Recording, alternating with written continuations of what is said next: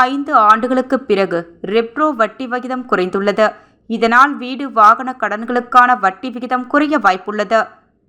Repo விகிதம் என்பது மற்ற வங்கிகளுக்கு ரிசர்வ் வங்கி அளிக்கும் கடனுக்கான வட்டி விகிதமாகும். இந்த ரெப்போ வட்டி விகிதம் 5 ஆண்டுகளுக்கு பிறகு குறைந்துள்ளது.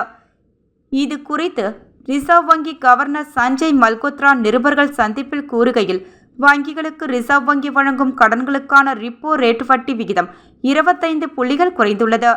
6.5% இருந்து 6.25% குறைக்கப்பட்டுள்ளது. டிஜிட்டல் வங்கி சேவைகளில் பாதுகாப்பை மேம்படுத்த ரிசர்வ் வங்கி பல்வேறு நடவடிக்கைகளை எடுத்து வருகிறது. நாட்டின் பணவீக்கம் குறைந்துள்ளது. பணவீக்கத்தை கட்டுப்படுத்த அதிக கவனம் செலுத்தி வருகிறோம். இவ்வாறு அவர் தெரிவித்தார். இதனால் வீடு வாகன கடன்களுக்கான வட்டி விகிதம் குறைய வாய்ப்புள்ளது. இந்திய ரிசர்வ் வங்கியின் புதிய கவர்னராக சஞ்சய் மல்கோத்ரா பதவியேற்ற பிறகு முதல் முறையாக ரெப்ரோ வட்டி விகிதம் குறைக்கப்பட்டுள்ளது என்பது குறிப்பிடத்தக்கது.